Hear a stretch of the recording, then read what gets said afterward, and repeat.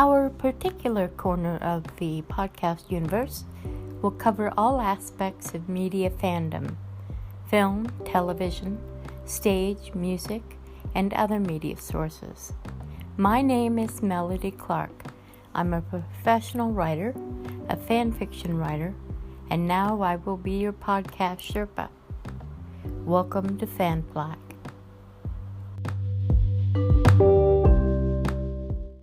For those of you who haven't seen the show, Dark Shadows, there aren't a lot of people, but for those of you listening who haven't seen Dark Shadows, I will ask each of our guests to give us a brief description of their particular role in the play. And ladies first, and our only lady guest today, Grayson Hall, Dr. Julia Hoffman. Well, I'm a doctor. I'm a terribly efficient doctor. I can do anything from hypnotizing people to doing blood research to doing brain surgery. And analyzing people, too. I guess I'm an all-around doctor, like your small-town general practitioner. Today we're talking Dark Shadows, and that's the original series. This Flak's episode is all about the one and only Grayson Hall, the original series Dr. Julia Hoffman. I was co-director of a fan club for Grayson when I was in my late teens. We had our ups and downs, but she truly was my second mom. She helped me in a lot of ways. Later on, I'd co-write the Dark Shadows Companion with legendary fans Kathy Rush and Marcy Robin.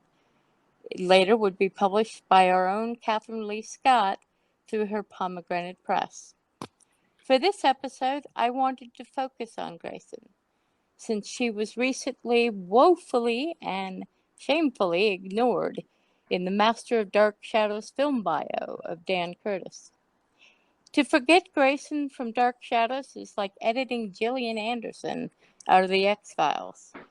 It appears people think modern fans don't remember her. My guess will prove otherwise. Joining me today are two second-generation fans. They are Taylor Brooks and Cassie Smith. Now, I'd like each of you to introduce yourselves and tell us a little bit about you. Taylor, why don't you go first? Hey, my name is Taylor Brooks, and I have been a fan of Dark Shadows since 1991. I came in a little backwards, kind of. I found my grandmother's record of the original music, and I was fascinated by it. And I listened to it, and I looked at the back of it with Joan and Jonathan and David Selby when he was a zombie, and it fascinated me. But in my area, it was so small, we didn't get reruns or anything like that. So in 1991, January, I saw that Dark Shadows was going to be a revival. And it was on a Sunday night. My mother was very religious and always wanted to go to church, but I actually convinced her that night to let me stay home. I watched the 1991, it was like a movie, 2 hours, and I was immediately in love with the series. After it ended on a cliffhanger, I was so upset. So I happened to be on vacation in Myrtle Beach. I found the companion, which you wrote with Kathy and Marcy. And I wrote Kathy, and she told me that it had been canceled. So my heart sank. But what she told me to do is she said, you should pick up the original series after Victoria comes back from the past. So it was kind of a resolve for me. And that's when I saw Grayson for the first time. And I was in love from the start. She was a very special person. She truly was, and a remarkable actress. Now, Cassie, since you're an actress, can you share a little bit about your own journey to fandom? Sure. Well, I actually started in the fandom in 2008. I was working at the college that I attended, and my supervisor and I were talking about paranormal type shows. And me being one who loves werewolves, asked, is there any kind of show out there that has a werewolf in it? And she said, yes, it's a thing called Dark Shadows. And I said, well, what the heck is a Dark Shadows?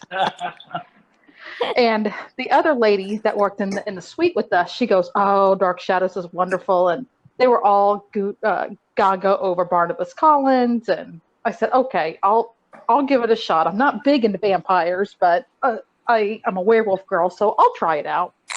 And so this was at the time where Netflix was still sending DVDs to the house. And so I had them start sending me DVDs, and I was slowly getting into it. And then one episode, some lady doctor came on. And the rest is history. The rest was history, pretty much. I just, for someone who's an independent woman myself, I've always been attracted to female characters that were strong. And this was one that really shocked me because it was in the 60s, and you didn't see that Right. in shows on the 60s. And then another thing that just kind of caught my eye about her was her first name. I'd never heard the name Grayson before. Maybe someone's last name was Grayson, but not the first name. I had Right. never heard it either. And so it just stuck in my mind. And the more she was on the show, the more involved she became as a character and in the storyline. And she just became a fan favorite for me from the get-go. And then, of course, I just loved Grayson as an actress. She was very over the top, and some people don't like that. I do, because I'm more of a theater background than a film and TV background. Right. And I said, I gotta see more of her work. And of course, I had Night of the Iguana on my Netflix queue, and they shipped that to me, and that pretty much sealed the deal. When I saw her tell off Richard Burton, that I think I stood up and clapped. I'm pretty sure I stood up and clapped. So that's how I became into the fandom of Dark Shadows and Grayson Hall. See, it's remarkable when you say that about strong women, because I was 8 years old in the late 60s, and there literally were no strong women characters. Even into the early 70s, we had Mary Richards apologizing for being strong. Right. And Julia never did that.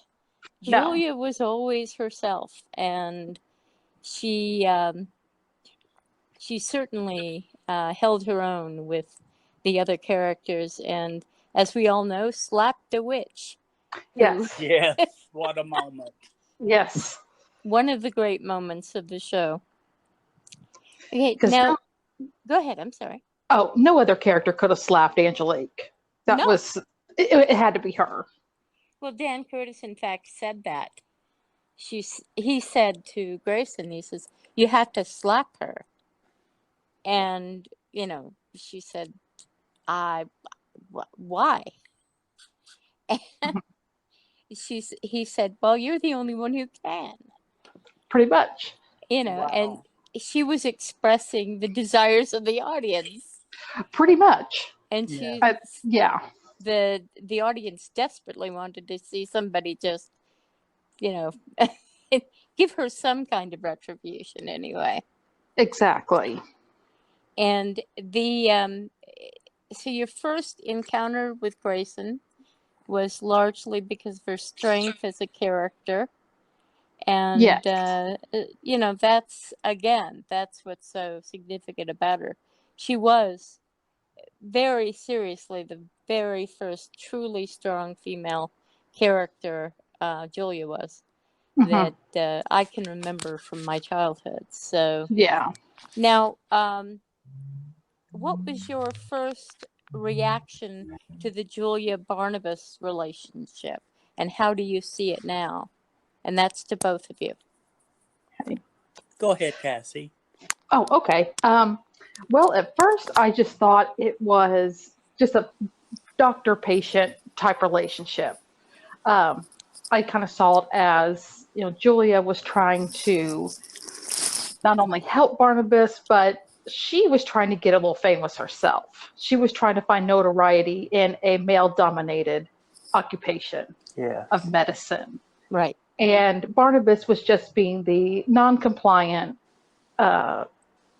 patient that wanted to question everything she did and was really just a pain in the rump to her. Yeah. And so that's kind of how I saw it at first. But as they became more intertwined with each other, I really saw them more as good friends, as a true pairing, a romantic pairing that was never come to be on the show, but has now come to be. Yeah. Yeah. You were out for a minute. All right. Now, that seems to be something of a sore point with fans regarding her relationship with Barnabas. I think it was very clear from the very beginning that there was sexual tension or whatever you want to call it between them. And that was really, for me, what built the show as I look back on it. Initially, when I was watching it as a child, I thought they were married or something. Wow. And That makes total sense. It does. I can see a child seeing it that way because they were always together, and I thought they were mommy and daddy, and Right. and of course, I started watching when I was 8. So as I got older, the hormones start firing and things Right. are different. But the seeing it now, it's a very big point in fandom. And of course, as we know, the Sam Hall article, Sam, of course, being um, the primary writer, along with his writing partner of a lot of Dark Shadows, and of course Grayson's husband. Right. He wrote the what will happen in the future of Dark Shadows after the series ended, and this ran in the TV Guide. And one of the important points, which all the fans remember quite well, especially the Julia and Barnabas fans, they married and went on to be together. Right. And of course, this is how did you see that? And please, Tay, I interrupted you. How do you see their relationship? Well, I do want to say something I didn't say earlier, if I can, about strong Sure, women. Is that okay? absolutely. Okay. When I saw Julia as a 12-year-old boy, um, from the time I was young, I knew I was different. I didn't know what it meant to be LGBT or a gay man or, a gay teen. Right. But I had the biggest crush on Bo Duke from the Dukes of Hazzard, and until someone told me that, in quotations, that was wrong, I didn't think anything bad about it. You know what I'm saying? Exactly. So when I saw Grayson, for me and for a lot of LGBT gay men, we identify with strong women, and it's because we are marginalized like Yes. women are. And Yes. so I just totally identified with her strength. She gave me strength watching her, the character, just, being immersed in that and, getting to see how strong she was. I mean, this was a woman who was a complete mortal and would go up against Nicholas Blair. Yes. Nobody had the guts. I won't say the other thing. Nobody had the guts to go up against him like Julia did. But again, getting back to the LGBT, I identified with the Bionic Woman, Wonder Woman, just Charlie's Angels, and I've read a lot about it and tried to understand it over the years, and that's what I've come to the conclusion is because women are marginalized, and so we can identify.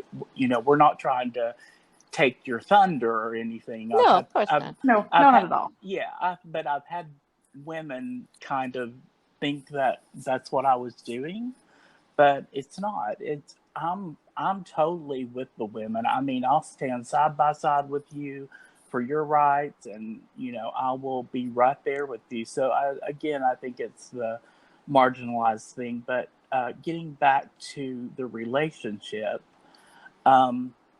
I always saw it with them, and if I'm not mistaken, Grayson created the subtext that Julia Yes, was she in did. love with him.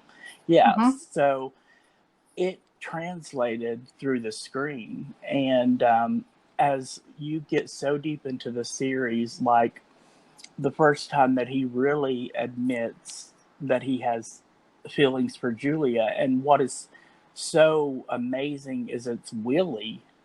Mhm. Yeah. I It's Willie who tells him. And you think if it would have been a year ago, Barnabas would have beat him with a cane for saying that. But it's so, like, to me, it's like such a profound moment. And I need to look and see who wrote that episode. But to have Willie be the one to call him out, basically, and say, you're acting like Julia's just a secretary or something. And then Barnabas is like, he talks about his feelings and he cares for Yeah. Julia, and she's been in his Yes. life for a long time. And then for me, when we get to 1995 is in my opinion, the last great story that was told on the show. Yes. And Yeah. it was 2 weeks of Julia and Barnabas.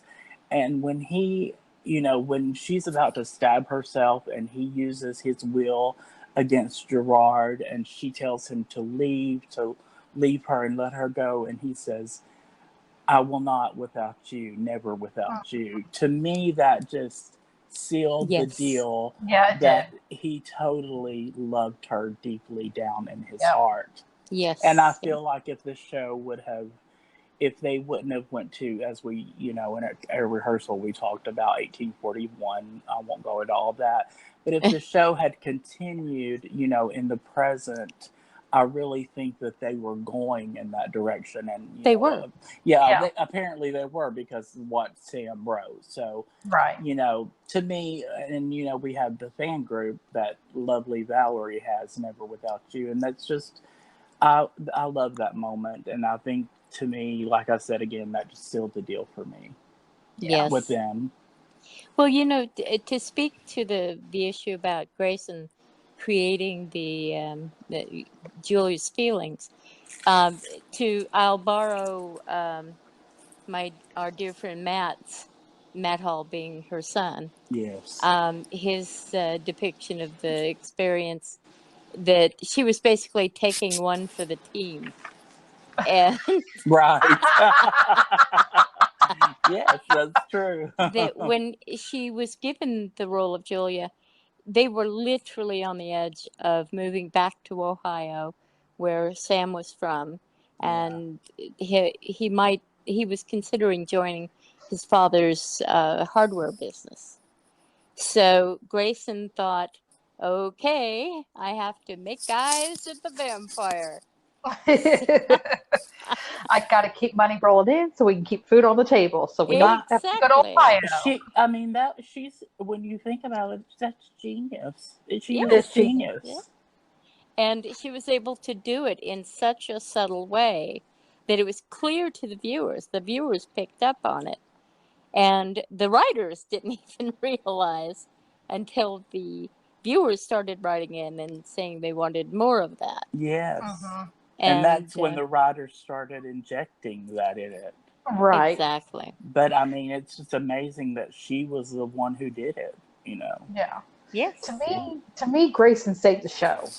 Oh, She did. yes. It wasn't Barnabas. I know that's what the intention was, to save the show, was to have Barnabas and bite Maggie and try to turn her into Josette and all that stuff.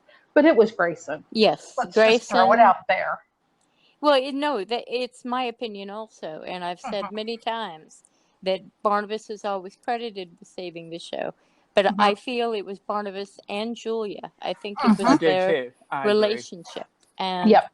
I think the 1796 element simply deepened the interest field, Right. but it certainly was not that, and it wasn't Barnabas by himself, because if you Right. look at the viewer mail and the reaction from the audience, the ratings as they were done then, you can see that it was the meeting of those two people that really pushed the show over the edge. And the minute that they disconnected them and got rid of the relationship, it died. Right. Right. Well, I Well, think too that. Oh, I'm sorry, Cassie. oh, you're fine. Go Um, ahead. that's that can easily be seen during the when Dr. Lang was introduced. Yes. Yes. And it's nothing against the character. I thought Dr. Lang was hilarious, but they Yeah. tried to separate them and have a new doctor come in. And Julia kind of does her own thing. She tried, and Angelique tried to get her with Stokes a little bit, and then it was like Snore City. Yes. Yes. And then they brought them back together, and oh, everything's well in the world again. Yes, exactly. And to be honest with you, I knew people who would watch for the first few minutes, and if Julia wasn't on, they would stop watching That's like me because, now with the. That's what I do. yep, I've seen it from the beginning to the end. It's like if Grayson isn't on in whatever character, nope, I'm not watching. exactly. And we should discuss also her other wonderful characters, Oh especially yes. Magda, who Yes. Let's do it. she just reached into Magda and Mhm. found every element of that character. And the sad thing about Julia was toward the middle of the series they started dressing her down, hmm Right. and they were trying to make her less attractive. I Hmm. think to kind of sort of back off of the sexual tension aspect with the relationship with Barnabas. But with Magda, they just went to the wall, and Exactly. she was just amazing in that. And of Yes. course, the late Thayer David, um, who Wonderful. yes, What an actor. they Yeah. were both just spectacular together. What? And go ahead. I'm sorry. No, that's okay. Go ahead. No, I'm just waiting to hear what you have to say.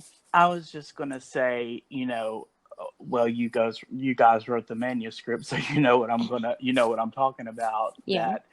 That Thayer and Grayson worked outside of the show. Not while Yes. they were at work, but while they were away from the studio, they worked on their accents to get them together. And I mean, I just think, wow, what dedication for Hmm. you to take time when you're not even being paid, so to say, Hmm.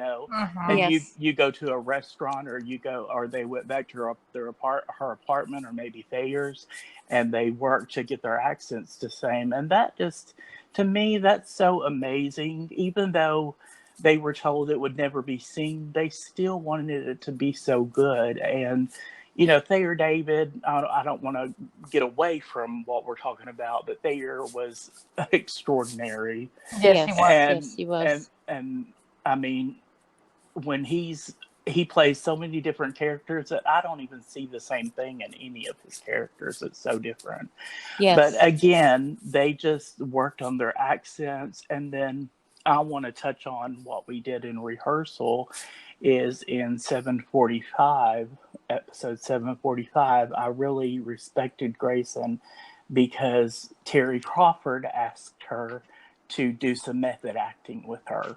Hmm. And so I thought that was really cool that Grayson, wanted, Terry was this young actress, and she asked Grayson to do the method with her in an episode, and Grayson did it. And in RJ's book, it says that after the scene's over, she said to Terry, she said, "See, real tears." And Yes. because she was crying over Jenny. And so it was just like, and also I know that Grayson took David under her wing and they Yes. adored one another. And I love how she just mothered people and wanted them to flourish just as much as, she was flourishing and she was doing her job, but she wanted them to flourish as well. And to me, that's just such an amazing character that just shows me that she had such character and she was a wonderful person for doing that. Well, she was a mother grizzly. She really was. Mama Bear. And she took care of everyone. And a lot of that stems from her childhood because she had a rather difficult childhood. And I won't go into it. If anybody wants to know more, you can look for R.J. Jameson's wonderful Grayson Hall, A Hard Act to... can you help me with the title? A Hard Act to Follow. Thank you. I can never remember the whole... old age. Anyway, she, in her... she therefore always had a strong feeling for the weaker one, the one who, and speaking of the LGBT issue, she was very much and of course there's a large LGBT following for Grayson and for the Julia character. And she was always on the side of the underdog, and she took care of everyone around her. She was very much a second mother to me. She was, in fact, if I may, there's one story that I don't think I've ever told. My mother died from alcoholism when I was 19. And I had the excruciating decision to make of where my little sister would go to live. And the choices were both not good ones. And I was put in the position of having to choose. And my sister didn't have a preference. So both were bad. So I couldn't keep her where I was because of the apartment we were in. So I called my second mom. I called Grayson. And she helped me parse through the decision. And I started crying and I said, neither one of these decisions are good ones. And she said, you weren't the one who made the decision to drink yourself to death. Yep. And she's right. Yeah. And she said, it shouldn't be your decision. So at that point, I suddenly went, right, this shouldn't be my decision. So she helped me figure out which one to choose. And really, it was the only one I could choose. And she helped me be okay with it. And I owe so much to her for that. And there are a million stories like that she was just there for me emotionally, mentally, that went far beyond the fan club. And she just was like that for everyone. She was your champion. She was a shoulder to cry on, and so many other things. But now, Cassie, I know you've had the experience of feeling emotionally in tune with her on a spiritual level too, if you don't mind sharing about that. No, not at all. I have to stop crying here for a moment because your story made me tear up. Oh, you're fine. But I have dreams where she comes to me in dreams, and especially when I'm feeling like I just want to give up, and I don't mind sharing this with the world that I've had multiple suicide attempts. Apparently, none of them went through. Thank God. Thankfully, thank God. Yeah, and when I feel like that, it's almost like immediately she's there. And I'm sitting or standing or doing something, and I feel like a hand on my shoulder or something. Yes. And I turn around, and there she is. And she just talks me through it, and she goes, "You've been here before. You know exactly what to do. You know, basically get your head out of your ass and do what you need to do." Right. Yeah. And then, as I told both of you, there was one time where I didn't know what to do anymore. It kind of felt like everything was falling apart. I was going to lose my house, my job, my car, everything. And she just smacked me on the back of the head. Yeah. And just said, "You need to get over yourself, and you need to buck up and get this done." And I woke up the next morning, and that same spot on my head hurt. Wow. That's I great. thought, yep, that's her. And then today, I was kind of napping on and off today because I had a bad dizzy spell last night. And Oh, I'm sorry. it happens. I don't know why I've got them, but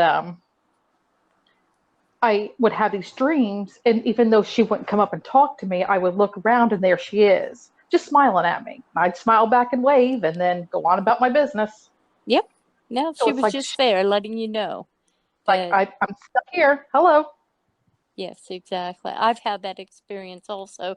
I frequently dream about her, and especially when Matt needs a kick in the pants to further his writing career.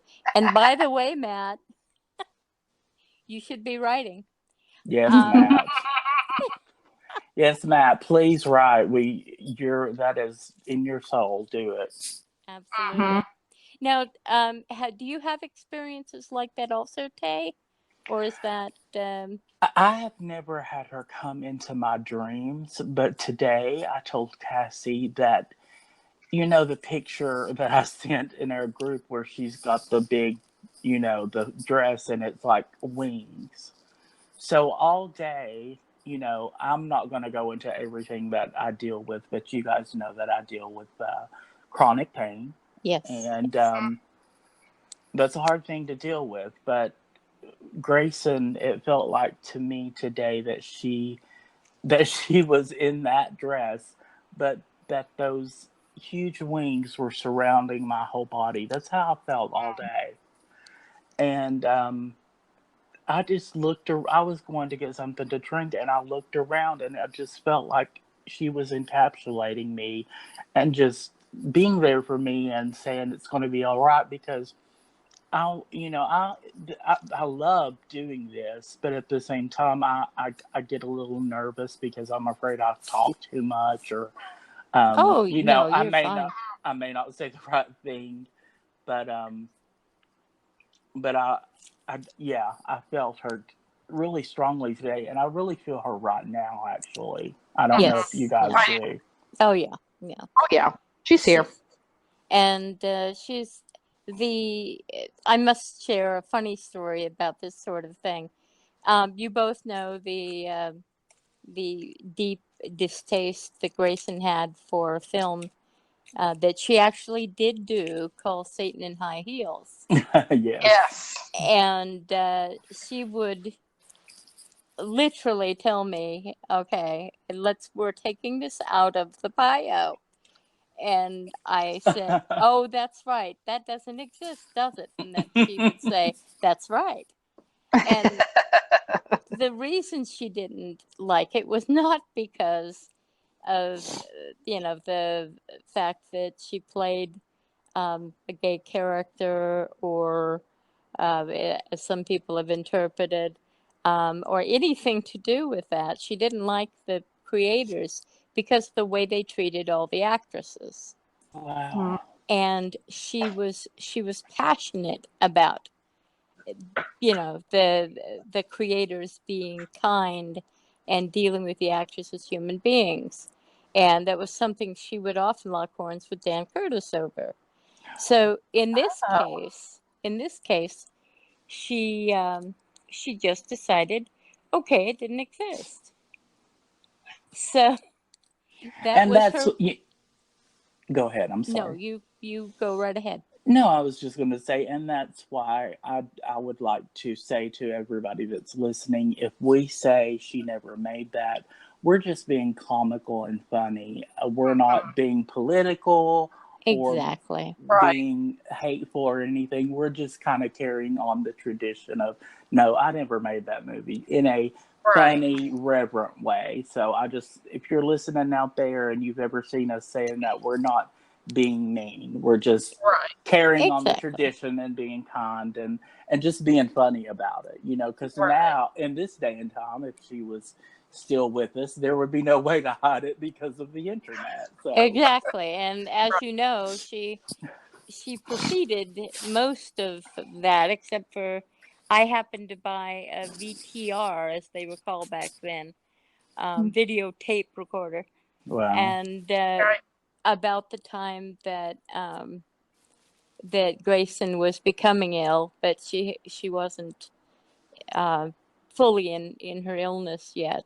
She said, "Oh my heavens, you don't suppose they'll be putting out episodes of Dark Shadows on video?" And I said, "I think you can guarantee that, yes." Mm-hmm. And she just said, "Oh, all those years ago we said, well, thank God no one's going to see that one after today." And Oh, if she only knew.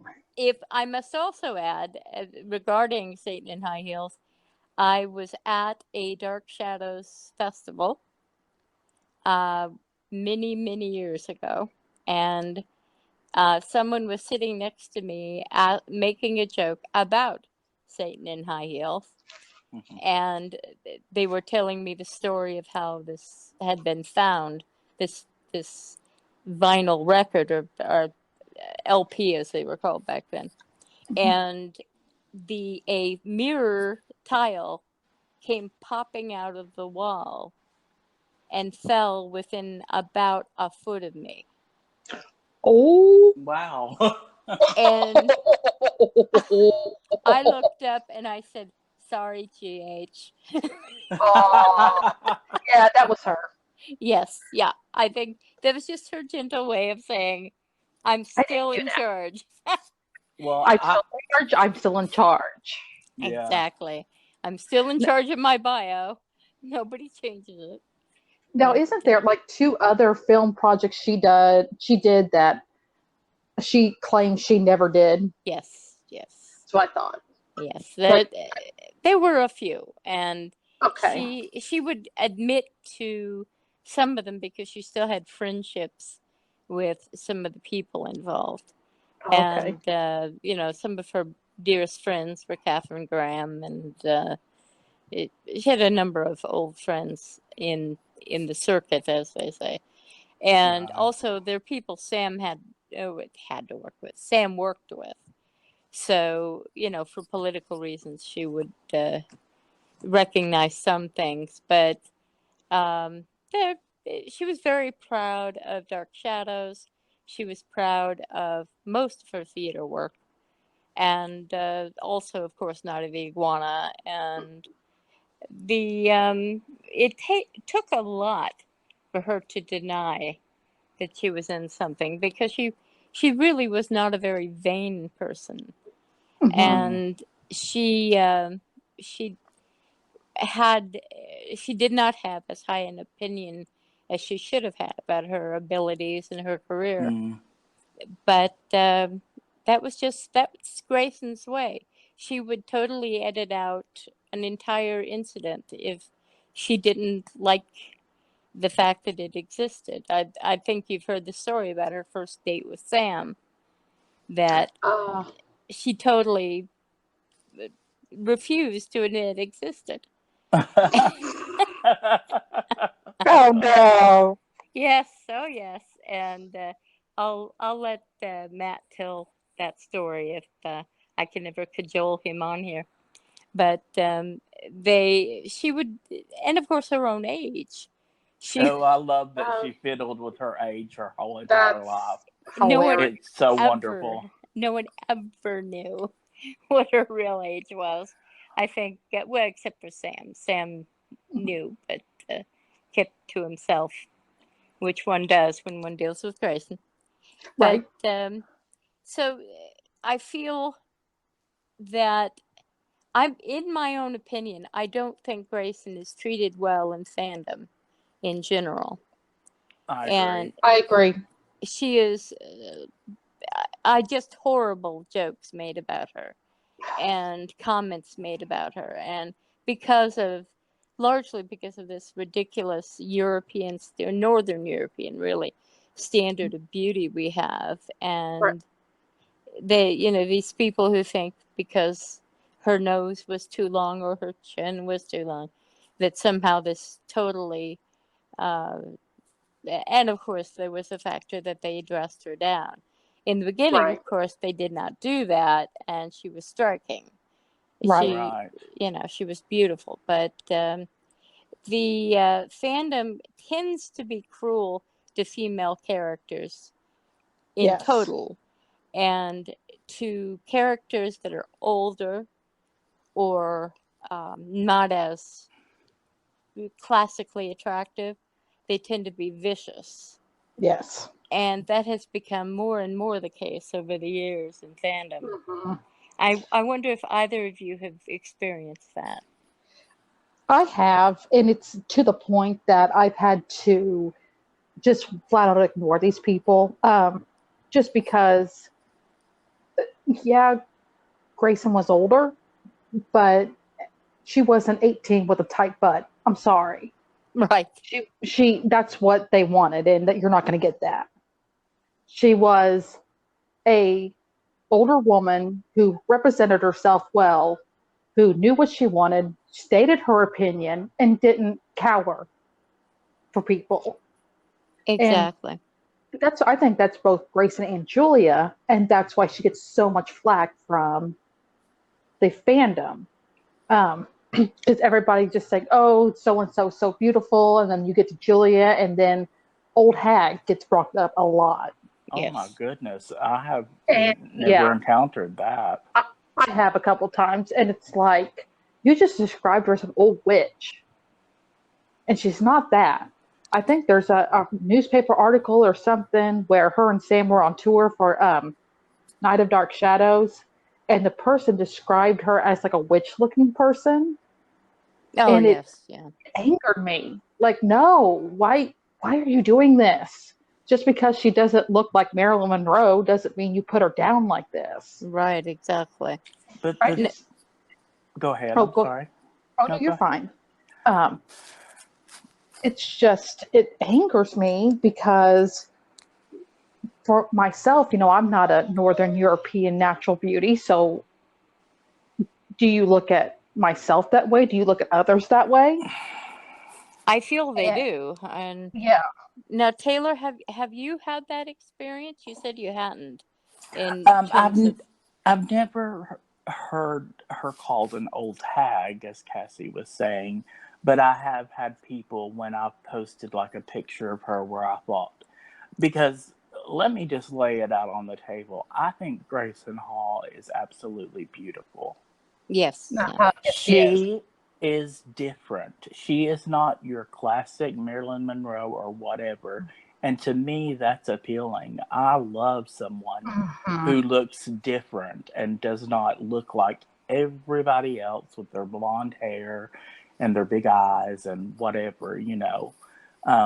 But I just have always thought she was beautiful. And when I got to see RJ's book, I'm not comparing her. I'm just trying to compare and contrast when I say Right. this. But the picture of her with her first husband, to me, she looks Mm, like Kate Winslet or someone like she that. does. Yes. If you Yep. were wanting to compare her to a actress of today, and Kate Winslet, in my opinion, is an amazing actress. She's Hmm. wonderful, and so I don't think Grayson would mind to compare her as a contemporary if she was around as a contemporary, because she did the Titanic and everything. But I mean, the stuff she's done since then, just things that are not necessarily big studio hits, but she takes chances and takes really amazing roles, and so I kind of akin her to Grayson, and I think that Grayson could have had kind of the trajectory of Kate Winslet if everything would have fallen in line. So, Right. Right. but I think she's beautiful. And when I was posting in remembrance of her birthday the other day, there are shots when she had in Night of Dark Shadows where she is just absolutely stunning. Just Mhm. Yes. stunning in some of those pictures, those test pictures that they did for Carlotta. And I just have to Yes. also say, Carlotta is like, I mean, I see no Julia Hoffman in her, and that shows the range that this woman had. I mean, I see, when she says, Mr. and Miss Collins, welcome to Collinwood. I don't see Julia Hoffman. I don't see Magda. I don't see any of the other characters she played. I see Carlotta Drake, and it's just Right. amazing how she could transform and be all these different characters. But yeah, getting back to her looks, I just think she's beautiful. I think she's beautiful, and she's, and I'm attracted to things like that. I'm the same way with myself. I don't want to be like everybody else. I Right. want to be different. And Cassie, don't worry about if you're not the whatever's supposed to be out there. You're beautiful Oh, thank you. and Yes, you're a you are. wonderful actress. And so you go after what you want to do, and you let Grayson guide you. And so don't worry about that, because there are people out there like me and like us that look to other people that are not the big star or whatever's supposed to be in Hollywood, but that we enjoy the people that are different. And I mean, she was just so odd and strange and weird, Mhm. and I just loved, and her whole character as herself. I mean, Grayson Hall was a character Right. herself. She was. So, you know, she played all these characters, but she also played Grayson Hall. You know what I Right. mean? Yeah. Oh, totally. It was her ultimate character in many ways. And And that's one thing, I just want to make one remark, and then I'll play it back to you guys. But I've told you guys, and a lot of people know, that Taylor is not my birth name, but it's the name that uh, I got, and it just stuck with me. And even my own brother calls me Taylor. And so Mhm. I can identify with her in that way, because she took on the Grayson Hall persona, and I've taken on like a persona as well. Not that I'm being fake or anything, but I'm not the person that I was 21 years ago, Right. because when I came out and everything that I did and went through, and I performed for many, many years as a female impersonator. And so, you know, all these different identities kind of combined into one, and mhm, it made Mhm. Taylor. So Right. I get that. I get that being a kind of a character in life. Does that make sense? it makes It total does. sense. It Okay. And sure does. Grayson, of course, she was to some of her old friends and family. She was Shirley, and Right. Mhm. her original name having been Shirley Gray.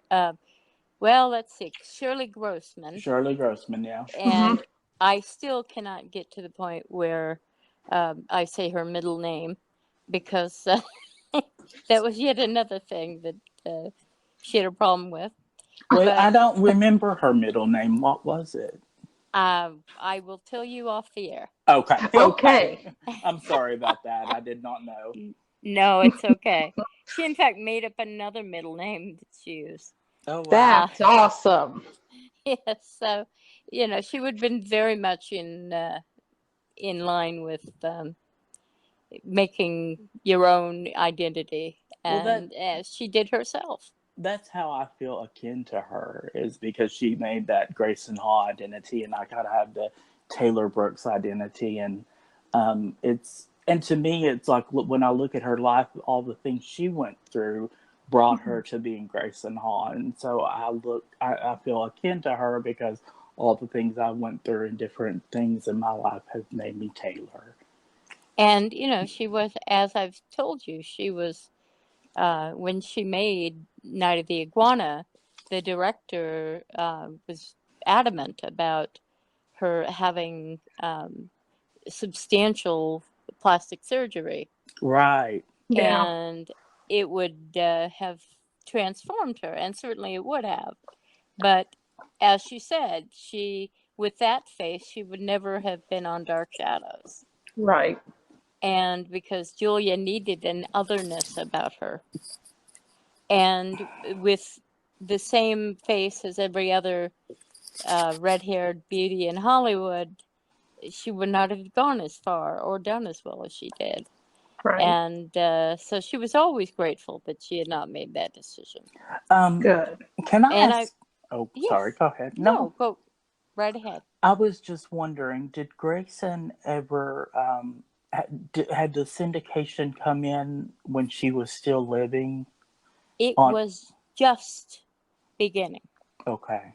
literally, and I've always been so sad that she didn't live just another year and a half, because she would have seen how much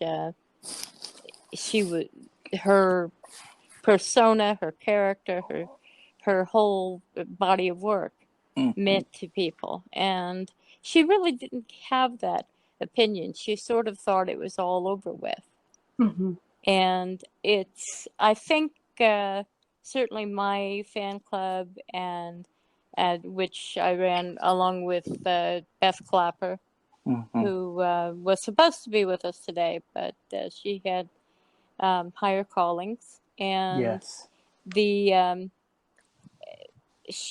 I think she began to realize there was a fandom that was going to live beyond her.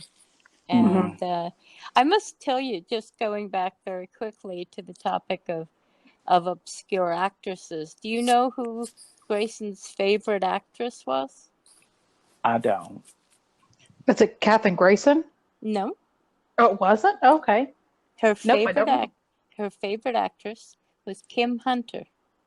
Really? Yes. Wow. That's And awesome. she would fly to see her on stage. She adored Kim Hunter. And she said, "Do you know who Kim Hunter is?" And the only thing I knew her from was Planet of the Apes. Right. But I did know her from Planet of the Apes. And so that will tell you. And she could tell you exactly why she adored that actress. And so in that, I think she saw how she would continue as an influence.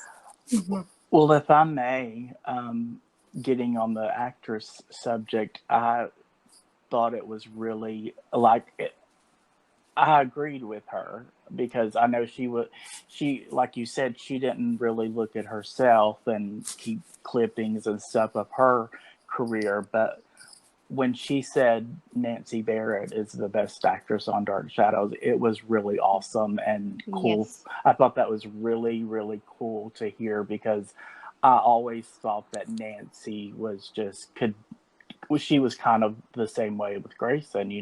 She could just be all these different people, and you didn't see a hint of this character and that character. I mean, Right.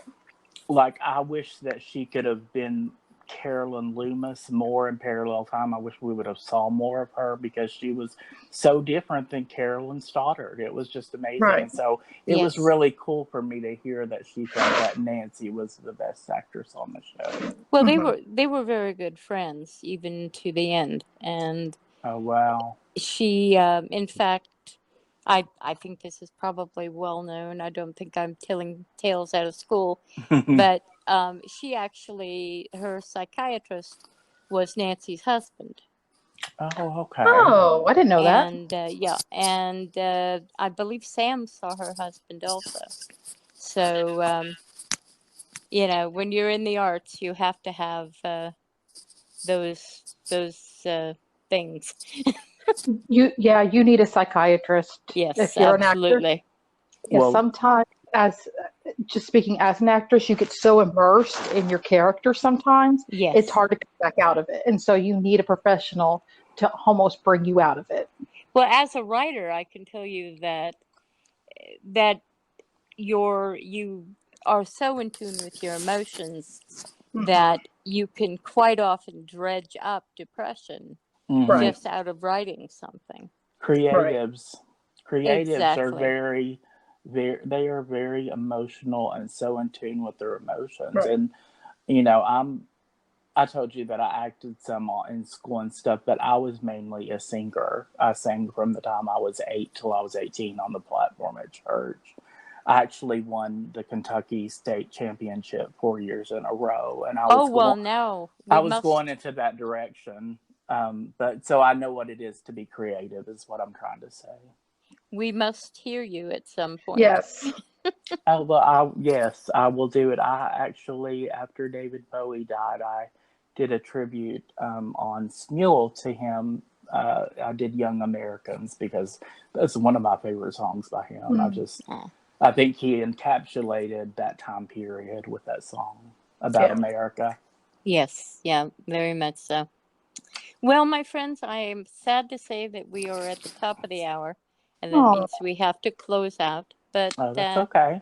I want both of you to come back in the future, and you're both wonderfully eloquent, and we can talk about various other media topics.